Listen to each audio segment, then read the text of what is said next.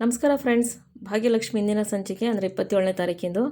ಇಲ್ಲಿ ಕಿಶನ್ ಪೂಜಾ ಮದುವೆ ಮಾಡ್ಕೊಳ್ಳೋಕ್ಕೋಸ್ಕರ ದೇವಸ್ಥಾನಕ್ಕೆ ಕರ್ಕೊಂಬಂದಿರ್ತಾರಲ್ಲ, ಪೂಜಾ ಗೊತ್ತಿರಲ್ಲ. ಆಮೇಲೆ ಪೂಜೆಗೆ ಇನ್ನೇನು ತಾಳಿ ಕಟ್ಟಬೇಕು ಅನ್ನೋ ಅಷ್ಟರಲ್ಲಿ ಗೊತ್ತಾಗುತ್ತೆ. ಕಿಶನ್ ಏನು ಮಾಡ್ತಿದ್ದೀಯ ನೀನು ಅಂತ ಕೇಳ್ತಾಳೆ ಪೂಜಾ. ಕಿಶನ್, ಪೂಜಾ ಇವತ್ತು ನಾನು ನಿನ್ನ ಮದುವೆ ಆಗ್ತಾಯಿದ್ದೀನಿ ಅಂದ. ಏನು ಮದುವೆನಾ ಅಂದಾಗ, ಹೌದು ಪೂಜಾ, ನಮ್ಮ ಮನೆಯವ್ರು ಯಾರು ಈ ಮದುವೆಗೆ ಒಪ್ತಾ ಇಲ್ಲ. ಮಹಿತಕ್ಕ ಅಪ್ಪ ಬಿಟ್ಟರೆ ಯಾರೂ ಒಪ್ತಾ ಇಲ್ಲ.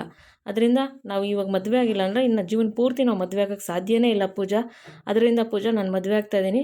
ನಾವಿಬ್ಬರು ಮದುವೆ ಆಗಿಬಿಟ್ರೆ ಈ ಪ್ರಾಬ್ಲಮೇ ಇರಲ್ಲ, ಸಾಲ್ವ್ ಆಗುತ್ತೆ. ಮದುವೆ ಆದಮೇಲೆ ನಮ್ಮ ಮನೆಯವ್ರು ಏನೂ ಮಾಡೋಕ್ಕಾಗಲ್ಲ.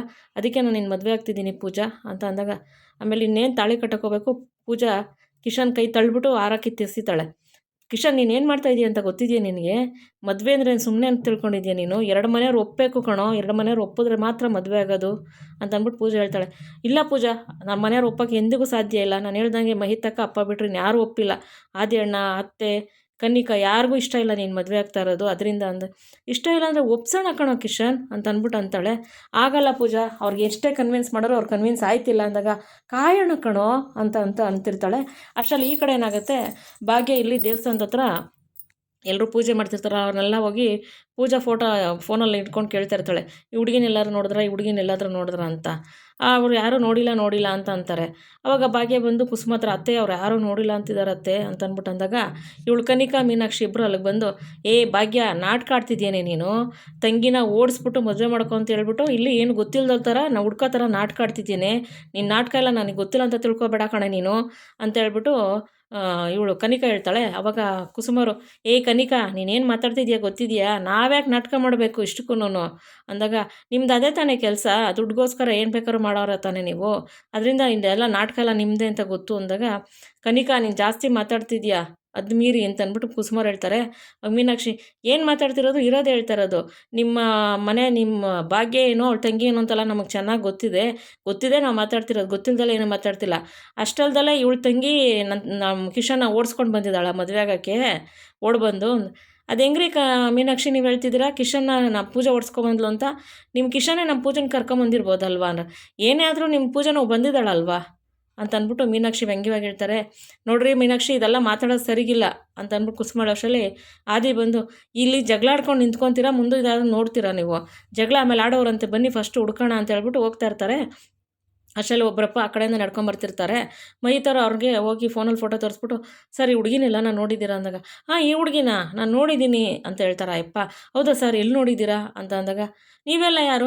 ಸರ್ ನಾನು ಹುಡುಗನ ಅಕ್ಕ ಅಂತ ಮಹಿತ ಹೇಳ್ತಾರೆ. ಅವಾಗ, ಹೌದಾ, ನಾನೇನಪ್ಪ ಇವರಿಬ್ಬರೇ ಮದುವೆ ಆಯ್ತಿದ್ದಾರೆ, ಮನೆಯವ್ರು ಯಾರೂ ಇಲ್ಲ ಅಂದ್ಕೊಂಡೆ. ನೀವು ಲೇಟಾಗಿ ಬಂದ್ರಾ?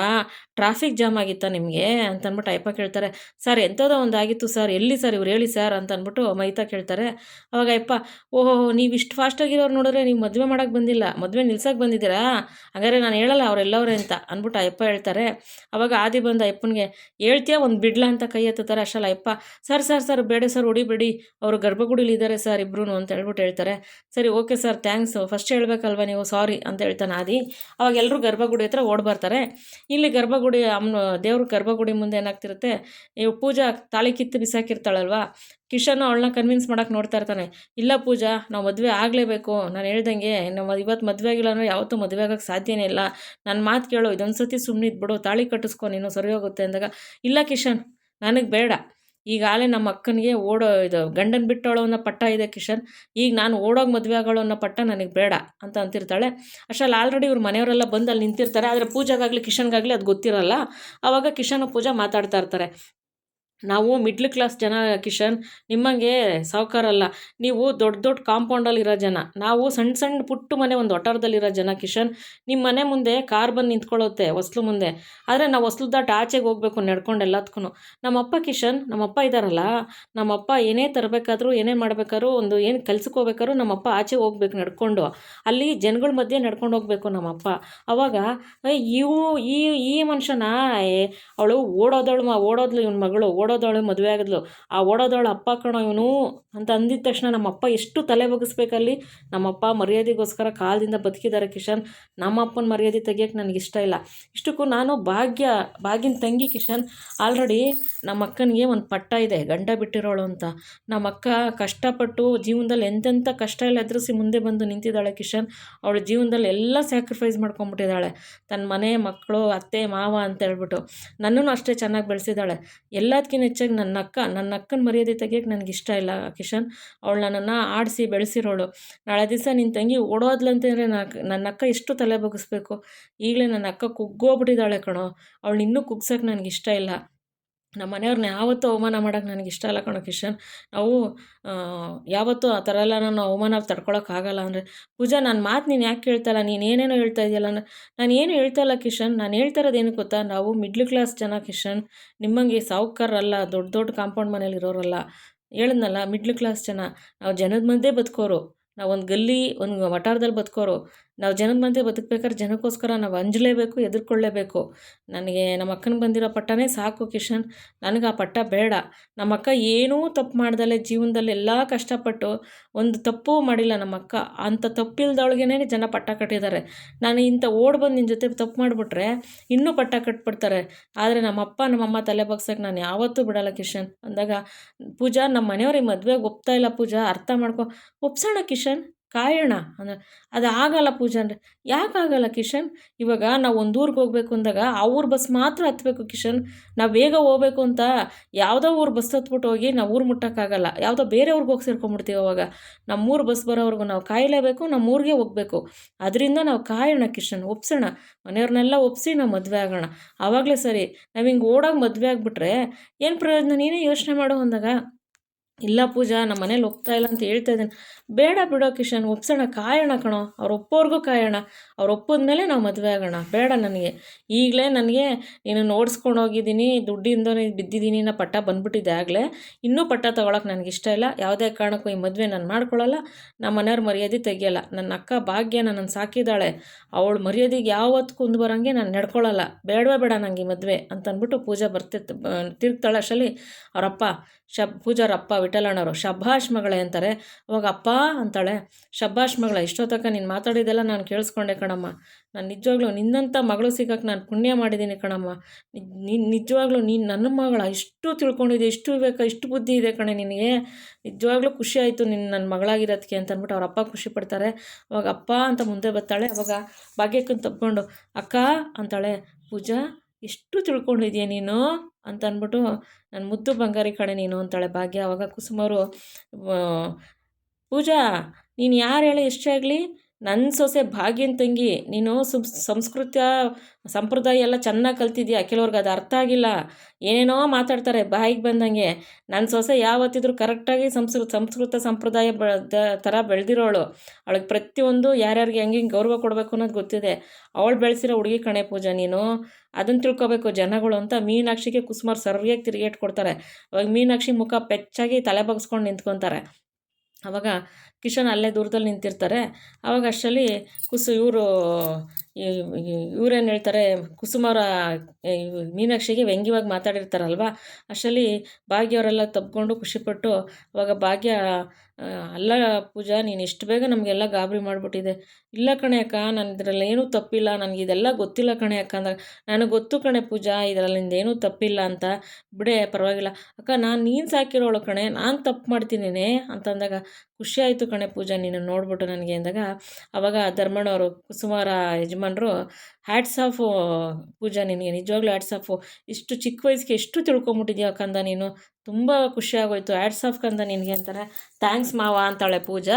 ಅಷ್ಟರಲ್ಲಿ ಆಮೇಲೆ ಈ ಕಡೆ ಏನಾಗುತ್ತೆ, ಕಿಶನ್ ಅಲ್ಲಿ ನಿಂತಿರ್ತಾರೆ. ಭಾಗ್ಯ, ಕಿಶನ್ ನೀವು ಮಾಡಿದ ತಪ್ಪಲ್ವ, ಇವಾಗ ನೀವು ಎಷ್ಟೇ ಆಗಲಿ ನಮ್ಗೆ ಹೇಳ್ಬೋದಿತ್ತಲ್ವ, ನೀವು ತಪ್ಪು ಮಾಡಿದ್ರಲ್ಲ.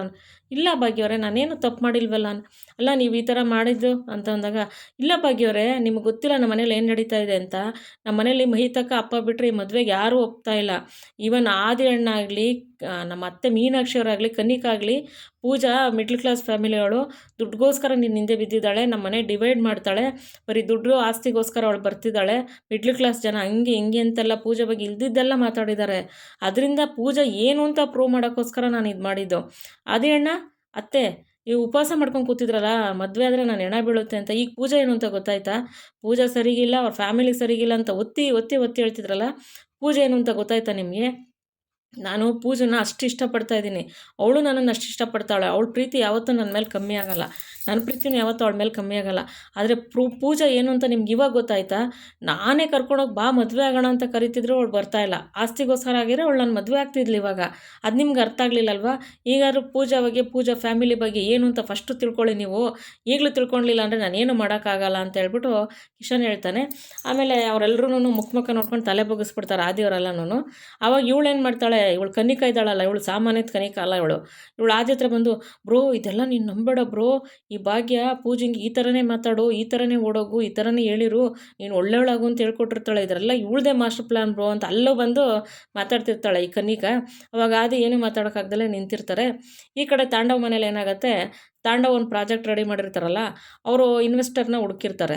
ಒಬ್ಬರು ಇನ್ವೆಸ್ಟರ್ ಕಾಲ್ ಮಾಡಿಬಿಟ್ಟು ಎಲ್ಲ ಅವ್ರ ಇದು ಪ್ರಾಜೆಕ್ಟ್ ಎಲ್ಲ ಒಪ್ಕೊಂಬಿಟ್ಟು, ತಾಂಡವ್ ಇದು ತುಂಬ ಕಾಸ್ಟ್ ಆಗುತ್ತಲ್ಲ ಅಂದರೆ, ಎಸ್ ಸರ್ ತುಂಬ ಕಾಸ್ಟ್ ಆಗುತ್ತೆ, ಬಟ್ ಅಷ್ಟೇ ಪ್ರಾಫಿಟ್ ಇದೆ, 4 ಟೈಮ್ಸ್ ಪ್ರಾಫಿಟ್ ಇದೆ ನಿಮಗೆ ಅಂದಾಗ, ನೋ ತಾಂಡವ್, ಇವಾಗ ನಾನು ಈಗಲೇ ಲಾಸಲ್ಲಿದ್ದೀನಿ, ಇದಕ್ಕೆ ಇನ್ವೆಸ್ಟ್ ಮಾಡೋಕ್ಕಾಗಲ್ಲ, ದಯವಿಟ್ಟು ಸಾರಿ, ಬೇರೆ ಏನಾರು ಹುಡುಕೊಳ್ಳಿ ಅಂತೇಳಿ ಅವರು ಫೋನ್ ಕಟ್ ಮಾಡ್ತಾರೆ ತಾಂಡವ್ದು. ಅವಾಗ ತಾಂಡವು, ಛೇ ಮಾಡ್ಕೊತೀನಿ, ಇನ್ವೆಸ್ಟ್ ಮಾಡ್ತೀನಿ ಅಂತೆಲ್ಲ ಆಸೆ ಹುಟ್ಟಿಸ್ಬಿಟ್ಟು ಮತ್ತೆ ತಿರ್ಗಾ ಸಾರಿ ಲಾಸಲ್ಲಿದ್ದೀನಿ ಅಂತ ಹೇಳ್ತಾರೆ ಅಂತ ಅಂದ್ಬಿಟ್ಟು ಅಂತ ಕೋಪ ಮಾಡ್ಕೊತಾನೆ. ಶ್ರೇಷ್ಠ ನಿಂತಿರ್ತಾಳೆ. ಅವಳು, ನಾನು ಹೇಳಿದ್ನಲ್ಲ ತಾಂಡವ್ ತುಂಬ ಕಾಸ್ಟ್ ಇದೆ ಇದು ಅಂತ ಹೇಳ್ಬಿಟ್ಟು, ನೀನು ಈ ಪ್ಲ್ಯಾನ್ ತುಂಬ ಕಾಸ್ಟ್ ಅಂದರೂ ಕೇಳ್ತಾಯಿಲ್ಲ. ಅಮ್ಮ ಮಾತಾಯಿ ನೀನು ಹೇಳ್ದಂಗೆ ಸರಿಮ್ಮ, ನೀನು ಹೇಳಿದ್ದೆಸ್ಸು ಸರಿನಾ, ನೀನು ಬಿಟ್ಟರೆ ಯಾರೂ ಇಲ್ಲ ಸರಿನಾ ಅಂದ್ರೆ, ಹಂಗಲ್ಲ ಕಣೋ ತಾಂಡವ್, ಶ್ರೇಷ್ಠ ನನ್ನ ವಿಷಯಕ್ಕೆ ನೀನು ಯಾವತ್ತೂ ಬರಬೇಡ, ನಾನು ಮಾಡೋದು ನನಗೆ ಗೊತ್ತು, ನಿನ್ನಿಂದ ನಾನು ಕಲಿಬೇಕಲ್ಲ, ಗೊತ್ತಾಯ್ತಾ, ಅಟ್ಲೀಸ್ಟ್ ನಿನ್ನ ಕೆಲಸ ನೀನು ಮಾಡ್ಕೊಂಡಿರು ಅಷ್ಟೇ ಅಂತೇಳಿ ಅಲ್ಲಿಂದ ಶ್ರೇಷ್ಠ ಮೇಲೆ ಕೋಪ ಮಾಡ್ಕೊಂಡು ತಾಂಡವ್ ಹೊಂಟೋಗ್ಬಿಡ್ತಾನೆ. ಈ ಕಡೆ ಕಿಶನ್, ಕನ್ನಿಕಾ, ಆದಿ ಮತ್ತು ಮೀನಾಕ್ಷಿ ಅವ್ರಿಗೆ ಎಷ್ಟೇ ಕನ್ವಿನ್ಸ್ ಮಾಡಿದ್ರು ಅವ್ರು ಸುಮ್ಮನೆ ತಲೆ ಬಗ್ಸ್ಕೊಂಡು ನಿಂತಿರ್ತಾರೆ. ಅಷ್ಟರಲ್ಲಿ, ಅಲ್ಲ ಅಣ್ಣ ಇಷ್ಟೆಲ್ಲ ಪ್ರೂವ್ ಮಾಡಿದ್ರು ನೀನು ಒಪ್ಕೊತಾ ಇಲ್ಲ, ಅದು ಪೂಜನ ಸ್ವಾಭಿಮಾನ, ಅರ್ಥ ಆಯ್ತಾ, ಸ್ವಾಭಿಮಾನ. ಅವತ್ತು ಭಾಗ್ಯವ್ರಿಗೆ ನೀನು ದುಡ್ಡು ಕೊಡೋಕ್ಕೋದಾಗ ಅವರು ನನ್ನ ಸ್ವಾಭಿಮಾನ ಮುಂದೆ ಇದೆಲ್ಲ ಏನು ಬೇಡ ಅಂತ ನಿನ್ಗೆ ದುಡ್ಡು ವಾಪಸ್ ಕೊಟ್ರಲ್ಲ, ಅದೇ ಥರ ಪೂಜೆನೂ ಅವ್ರ ಅಕ್ಕನ ಥರ ಸ್ವಾಭಿಮಾನಿ ಅಂತ ಅಂದ್ಬಿಟ್ಟು ಅಂದಾಗ, ಅವಾಗ ಕುಸುಮವ್ರು ಕೇಳ್ತಾರೆ, ಏನು ಕಿಶನ್ ಹೇಳ್ತಾ ಇದೆಯಾ, ನಿಮ್ಮ ಅಣ್ಣ ಆದಿ ನಮ್ಮ ಭಾಗ್ಯಂಗೆ ದುಡ್ಡು ಕೊಡೋಕೆ ಬಂದಿದ್ನ ಅಂದಾಗ, ಹೌದು ಅಮ್ಮ, ಅವತ್ತು ಆದಿ ಅಣ್ಣ ನಮ್ಮಿಬ್ಬರು ಮದುವೆ ನಿಲ್ಲಿಸು ಅಂತ ಭಾಗ್ಯವ್ರಿಗೆ ದುಡ್ಡು ಕೊಡೋಕೆ ಹೋಗಿದ್ರು, ಆದರೆ ಭಾಗ್ಯವರು ನನ್ನ ಸ್ವಾಭಿಮಾನದ ಮುಂದೆ ಇದೆಲ್ಲ ಯಾವುದೂ ಇಲ್ಲ ಅಂತ ಆದಿ ಅಣ್ಣಂಗೆ ಅದು ದುಡ್ಡು ವಾಪಸ್ ಕೊಟ್ಟಿದ್ದಾರೆ ಅಂತ ಅಂದ್ಬಿಟ್ಟು ಅಂದಾಗ, ಹೌದಾ ಭಾಗ್ಯ ಅಂದರೆ, ಹೌದು ಅತ್ತೆ ಅಂತಾಳೆ. ಅವಾಗ ಆದಿ ಎಷ್ಟು ಈ ಥರ ಮಾಡಿದಾನಲ್ಲ ಅಂದ್ಬಿಟ್ಟು ಕುಸುಮರ್ಗೂ ತುಂಬಾ ಬೇಜಾರಾಗುತ್ತೆ. ಅವಾಗ ಸುನಂದವ್ರು ಎಲ್ಲರೂ ತುಂಬಾ ಬೇಜಾರಾಗಿ ಆದಿ ಕಡೆ ನೋಡ್ತಾ ಇರ್ತಾರೆ. ಅಷ್ಟರಲ್ಲಿ, ಗೊತ್ತಾಯ್ತಣ್ಣ ಇವಾಗ ದುಡ್ಡುಗೋಸ್ಕರ ಮತ್ತು ಆಸ್ತಿಗೋಸ್ಕರ ನಾನು ಹಿಂದೆ ಬಿದ್ದಿದ್ದಾಳೆ ಪೂಜಾ ಅವ್ರ ಫ್ಯಾಮಿಲಿ ಅಂದ್ರಲ್ಲ, ಈಗ ಅವ್ರ ಫ್ಯಾಮಿಲಿ ಏನು ಅಂತ ನಿಮ್ಗೆ ಅರ್ಥ ಆಗಿದೆ ಅನ್ಕೋತೀನಿ. ಇನ್ನೂ ಅರ್ಥ ಆಗಿಲ್ಲ ಅಂದರೆ ನಾನೇನು ಮಾಡೋಕ್ಕಾಗಲ್ಲ ಅಣ್ಣ. ಅಷ್ಟರಲ್ಲಿ ಮನುಷ್ಯ ಆಗಿರೋರಾದರೆ ಇದನ್ನೆಲ್ಲ ಅರ್ಥ ಮಾಡ್ಕೋಬೇಕು ಏನು ಅಂತ ಅಂದ್ಬಿಟ್ಟು ಅಂತ ಸಡನ್ನಾಗಿ ಅಂತಾರೆ. ಅವಾಗ ಎಲ್ಲರೂ ತಿರುಗಿ ನೋಡ್ತಾರೆ, ಅಲ್ಲಿ ಕಾಮತ್ ಸರ್ ನಿಂತಿರ್ತಾರೆ. ಎಲ್ರಿಗೂ ಶಾಕ್ ಆಗುತ್ತೆ ಕಾಮತ್ ಸರ್ ಬಂದಿದ್ದು ನೋಡಿ. ಅವರೆಲ್ಲರೂ ಬಂದು ಕಾಮತ್ ಸರ್ಗೆ ನಮಸ್ಕಾರ ಮಾಡ್ತಾರೆ. ಅವರು ನಮಸ್ಕಾರ ಮಾಡಿ, ಅಣ್ಣ ಏನು ಇಷ್ಟು ಬೇಗ ಬಂದ್ಬಿಟ್ಟಿದ್ಯಾ ಅಂತ ಮೀನಾಕ್ಷಿ ಕೇಳ್ತಾಳೆ. ಹೌದಮ್ಮ, ನೀನು ಉಪವಾಸ ವ್ರತ ಕೂತಿದ್ಯಲ್ಲ, ಇಲ್ಲಿ ಹಿಂಗೆ ನಡೀತಾ ಇದೆಯಾ ಅಂತ ನನಗೆ ಮೈತೆಲ್ಲ ಫೋನ್ ಮಾಡಿ ಹೇಳಿದ್ಲು. ಅದರಿಂದ ಮೀಟಿಂಗೆಲ್ಲ ಅರ್ಧಕ್ಕೆ ನಿಲ್ಲಿಸಿ ಬಂದೆ ಅಮ್ಮ. ಈಗಾದರೂ ಅರ್ಥ ಆಯ್ತೇನಮ್ಮ ಮೀನಾಕ್ಷಿ, ಕನ್ನಿಕಾ, ಆದಿ, ಪೂಜಾ ಅವ್ರ ಮನೆಗೆ ಎಂಥದ್ದು ಅಂತ. ನಾನು ಅವತ್ತಿಂದ ಹೇಳ್ತಾ ಇದ್ದೀನಿ, ಪೂಜಾ ಭಾಗ್ಯ ಒಳ್ಳೆ ಸಂಪ್ರದಾಯದಿಂದ ಮನೆ ತಂದು ಬಂದಿದ್ದವರು ಅಂತ. ನನ್ನ ಮಾತು ನೀವು ಯಾರು ಕೇಳ್ತಾ ಇಲ್ಲ, ನೀವಿಷ್ಟು ತಿಳ್ಕೊಂಡಿಲ್ಲ ಅಂದರೆ ನೀವು ಮನುಷ್ಯ ಎಲ್ಲ ಬಿಡು ಇಷ್ಟಕ್ಕೆಲ್ಲನೂ ಅಂತ ಹೇಳ್ಬಿಟ್ಟು ಕಾಮತ್ ಸರ್ ಹೇಳ್ತಾರೆ. ಅವಾಗ ಕಾಮತ್ ಸರ್ಗೆ ಎಲ್ಲರೂ ನಮಸ್ಕಾರ ಮಾಡ್ತಾರೆ. ಅವಾಗ ಕಾಮತ್ ಸರು, ರಾಯ್ರೆ ಬೀಗ್ರೆ ದಯವಿಟ್ಟು ನನ್ನ ಮಗ ಮಾಡಿದ ತಪ್ಪು ಕ್ಷಮಿಸ್ಬಿಡಿ, ಬೇಜಾರು ಮಾಡ್ಕೋಬೇಡಿ ಅಂದಾಗ, ಅಷ್ಟರಲ್ಲಿ ಕಿಶನು, ಅಣ್ಣ ನಾನು ಈ ಮದುವೆಲ್ಲ ನಿಜವಾಗ್ಲೂ ಮಾಡ್ಕೊಂಡಿದ್ದಲ್ಲ ಅಣ್ಣ, ನಾಟಕ ಆಡಿದ್ದು ಅಂತ ಹೇಳಿರ್ತಾರೆ. ಅವಾಗ ಆದಿಗೆಲ್ಲ ಶಾಕು. ಭಾಗ್ಯನು, ನಾಟಕನ ಕಿಶನ್ ಅಂದಾಗ, ಹೌದು ಭಾಗ್ಯ ಅವರೇ, ನಾನು ಮದುವೆ ಆಗೋಕ್ಕೋಸ್ಕರ ಪೂಜೆನ ಕರ್ಕೊಂಬರಲಿಲ್ಲ, ಪೂಜಾ ಏನು ನಿಮ್ಮ ಫ್ಯಾಮಿಲಿ ಏನು ಅಂತ ಇವ್ರಿಗೆ ಅರ್ಥ ಆಗಲಿ ಅಂತ ಇದೆಲ್ಲ ನಾನು ಮದುವೆ ನಾಟಕ ಆಡಿರೋದು, ನಾನು ನಿಜವಾಗ್ಲೂ ಮದುವೆ ಕರ್ಕೊಂಬಂದಿಲ್ಲ ಪೂಜಾನ ಅಂದಾಗ, ಅವಾಗ ಎಲ್ರಿಗೂ ಶಾಕ್ ಆಗುತ್ತೆ. ಅವಾಗ ಕಾಮತ್ ಸರು, ರಾಯ್ರೆ ದಯವಿಟ್ಟು ಬೇಜಾರು ಮಾಡ್ಕೋಬೇಡಿ, ನನ್ನ ಮಗ ಮಾಡಿದ ನಾಟಕಕ್ಕೆ ನಮ್ಗೆ ಕ್ಷಮಿಸ್ಬಿಡಿ ಅಂತ ಕೈ ಮುಗಿತಾರೆ. ಅಷ್ಟರಲ್ಲಿ ಎಲ್ರೂ, ಪರವಾಗಿಲ್ಲ ಬಿಡಿ ಬೀಗ್ರೆ, ಇದರಲ್ಲಿ ಏನು ನಿಮ್ಮದೇನು ತಪ್ಪಿಲ್ಲ, ಕ್ಷಮಿಸೋದೇನಿದೆ, ಕಿಶನ್ ಒಳ್ಳೆ ಹುಡುಗ, ಇವಾಗ ಎಲ್ರ ಬಗ್ಗೆನೂ ಗೊತ್ತಾಯ್ತಲ್ವಾ ಅಂದಾಗ, ಕಾಮತ್ ಸರು, ಸರಿ ಆಯಿತು, ದಯವಿಟ್ಟು ಎಲ್ಲರೂ ಬೇಜಾರು ಮಾಡ್ಕೋಬೇಡಿ ಅಂತಂತಾರೆ. ಹ್ಞೂ ಸರಿ ಆಯಿತು ಅಂತ ಎಲ್ಲ ನಿಂತಿರ್ತಾರೆ. ಅಷ್ಟರಲ್ಲಿ ಇವಳು ಮೀನಾಕ್ಷಿ, ಕಿಶನ್ ನಡಿ ಮನೆಗೆ ಹೋಗೋಣ ಅಂತಾಳೆ. ಏನಕ್ಕೆ ಮನೆಗೆ ಮೀನಾಕ್ಷಿ ಅಂತಾರೆ ಕಾಮತ್ ಸರ್. ಕಿಶನ್ ಎಲ್ಲಿಗೂ ಬರೋಲ್ಲ, ಎಲ್ಲೂ ಕರ್ಕೊಂಡು ಹೋಗ್ಬೇಡ ಮೀನಾಕ್ಷಿ, ಅದೇನೇ ಆದರೂ ಇವತ್ತು ಇಲ್ಲೇ ಇತ್ಯರ್ಥ ಆಗಬೇಕು, ಇಲ್ಲಿ ಇತ್ಯರ್ಥ ಮಾಡೇ ಎಲ್ಲರೂ ಮನೆಗೆ ಹೋಗೋದು, ನಾನೇ ಇತ್ಯರ್ಥ ಮಾಡ್ತೀನಿ ಅಂತಾರೆ ಕಾಮತ್ ಸರು. ಅದೇನು ಇತ್ಯರ್ಥ ಮಾಡ್ತಾರೋ, ಏನು ಡಿಸಿಷನ್ ತೊಗೋತಾರೋ, ಏನು ನಡೆಯುತ್ತೋ ನೋಡೋಣ. ಇವತ್ತಿನ ಸಂಚಿಕೆಗೆ ಮುಗಿಯುತ್ತೆ ಸ್ನೇಹಿತರೆ. ನಾಳೆ ಸಂಚಿಕೆಯಲ್ಲಿ ಭೇಟಿಯಾಗೋಣ. ಈ ಸಂಚಿಕೆ ಇಷ್ಟ ಆಗಿರೋ ಲೈಕ್ ಮಾಡಿ, ಶೇರ್ ಮಾಡಿ, ಸಬ್ಸ್ಕ್ರೈಬ್ ಮಾಡ್ಕೊಳ್ಳಿ. ನಿಮ್ಮ ಫ್ರೆಂಡ್ಸ್ಗೆಲ್ಲ ಶೇರ್ ಮಾಡಿ. ಪ್ಲೀಸ್ ವಿಡಿಯೋ ನೋಡಿ ಸಪೋರ್ಟ್ ಮಾಡಿ. ಯಾರ್ಯಾರು ವಿಡಿಯೋ ನೋಡಿ ಸಪೋರ್ಟ್ ಮಾಡಿ ಎಲ್ಲರಿಗೂ ಧನ್ಯವಾದಗಳು. ಹೊಸ್ದಾಗಿ ನೋಡೋರು ಸಬ್ಸ್ಕ್ರೈಬ್ ಮಾಡ್ಕೊಂಡು ನೋಡಿ. Thank you for watching.